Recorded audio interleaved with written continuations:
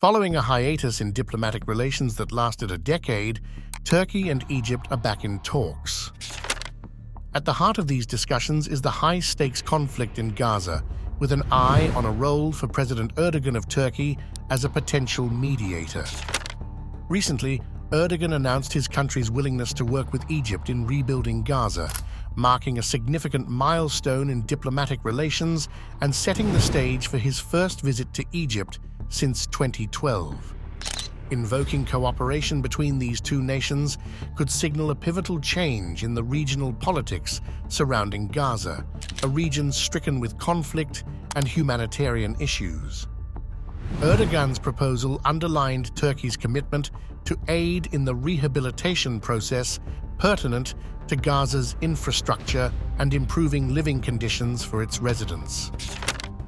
A landmark moment came to pass when President Erdogan of Turkey and President Fattah el-Sisi of Egypt held a joint press conference in Cairo.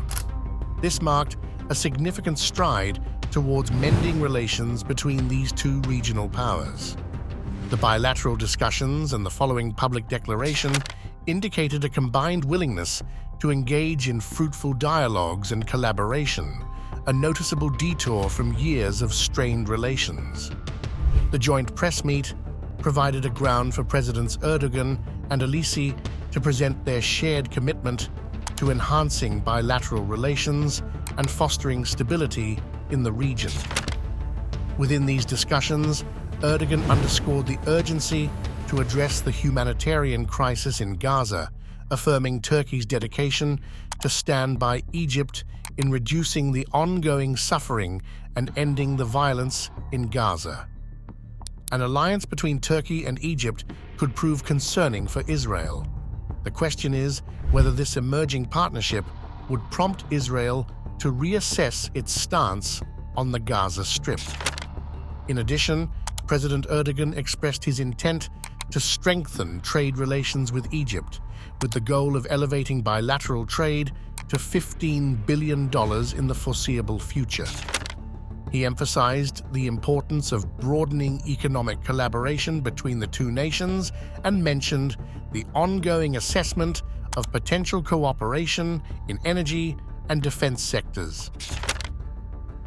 We greatly appreciate your attention to our content. What do you think about Egypt and Turkey's alliance? Should it be a cause of worry for Israel? Do share your thoughts in the comments section, give us a like, share, and do subscribe.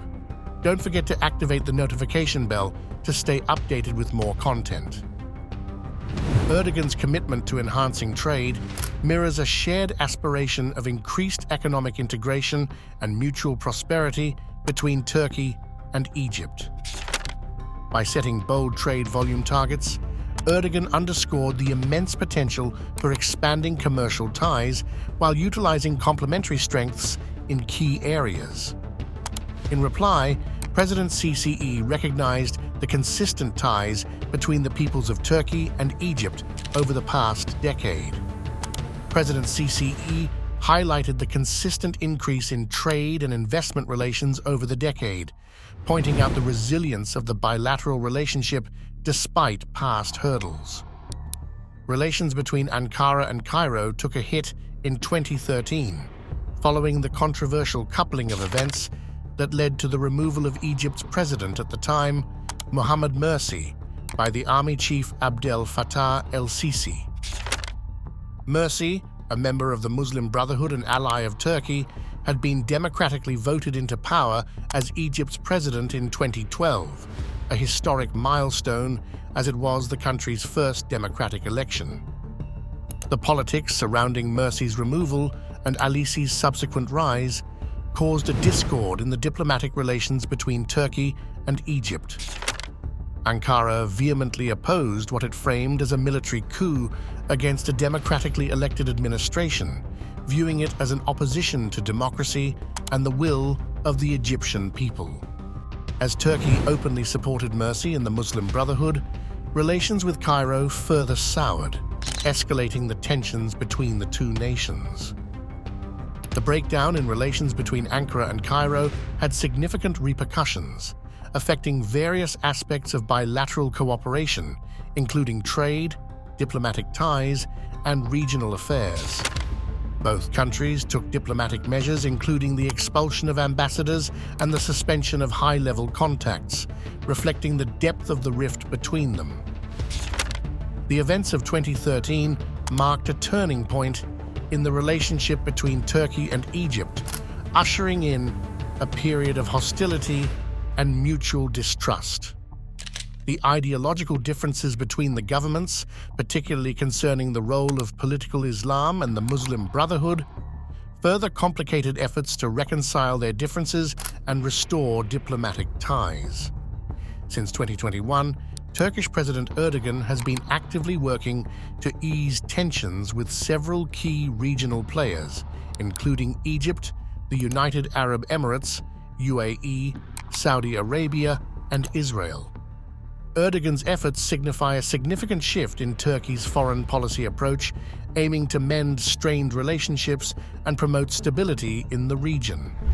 Diplomatic engagements and behind-the-scenes negotiations have been underway as Turkey seeks to rebuild trust and foster cooperation with these countries. Additionally, Erdogan has pursued dialogue with Israel, another significant player in the Middle East. Amid a historical backdrop of disagreement between Turkey and Israel, Turkish President Erdogan is open to diplomatic discourse aimed at reducing conflict and fostering peace. Nevertheless, recent Israeli military operations against Gaza's Hamas has caused a severe strain on Erdogan's relationship with Israel's Prime Minister Benjamin Netanyahu. Over the past month, Erdogan has been vocal in his condemnation of Israel's actions, creating a verbal clash between these two renowned global leaders. Netanyahu has, in recent times, declared his intent to launch an offensive against Hamas based in Rafah. Rafah, in southern Gaza, serves as the final sanctuary for a sizable population of Palestinians displaced by ongoing conflict. The Israeli leader assures that civilians will have an opportunity to evacuate before the operation, reinforcing Israel's commitment to reduce civilian casualties amid the current conflict with Hamas. As the tension brews following the escalations in violence, Netanyahu's announcement may signal a major shift. Despite international urgings to halt the planned attack on Rafah, Netanyahu gives no definite timeline nor offers substantial protective measures for the area housing hundreds of thousands of displaced persons. This lack of explicit planning raises fear and the likelihood of concerning humanitarian consequences. With Rafah acting as a haven for displaced Palestinians, an attack on the area might deepen the existing humanitarian crisis, leading to increased civilian casualties and displacement.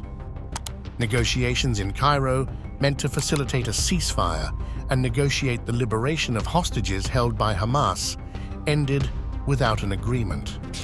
This ambiguous outcome has increased the anxiety among the displaced Palestinians, especially those seeking refuge in Rafah, which shares a border with Egypt. There are growing fears of Israel launching an imminent offensive, further straining the situation and raising concerns for the civilians trapped within the conflict. Should you be concerned about the evolving global scenario, don't forget to give that like and subscribe button a click to stay consistently informed with the latest worldwide happenings. Centered on Israel's resolve to continue fighting till victory is attained, Netanyahu has recently hinted at the likelihood of a robust military action in Rafah once civilians evacuate the conflict zones. The Israeli leader's office has released an update on the Cairo talks, suggesting Hamas hasn't brought forward any new proposals for the exchange of hostages. The Israeli government upheld its stand of rebuffing what it labeled as unreasonable demands by Hamas. Families of the Israeli hostages have expressed their discontent, announcing plans to protest at the Israeli Defense Headquarters following Israel's decision to decline negotiations at the upcoming Cairo talks session. The withdrawal from negotiations is perceived by these families as a major setback in securing the release of their captured loved ones. The Israeli Defense Forces have stated their commitment to freeing these hostages and removing Islamic militants from Rafah. Still, Israeli authorities have not yet provided a specific evacuation plan for civilians before the military operation. Richard Piorn, the WHO's representative for Gaza and the West Bank, voiced his significant concerns over the possible attack on Rafah. He cautioned that such an operation could amplify the already acute humanitarian crisis in the area. Furthermore, French President Emmanuel Macron emphasized the risks associated with further forced displacements while conversing with Netanyahu. According to a statement from his office, Macron warned that such actions could escalate regional tensions and increase the level of conflict. The Israeli government maintains that it goes to great lengths to reduce civilian casualties during operations in Gaza, accusing Hamas of using civil infrastructure like hospitals and shelters to cover their activities. Hamas refutes these allegations, countering with accusations of indiscriminate civilian targeting by Israel. Civil infrastructure's role in conflict zones continues to be a contentious issue. Both sides have been involved in a tug-of-war of accusations, vying to shape international perceptions of the conflict. A recent development reveals that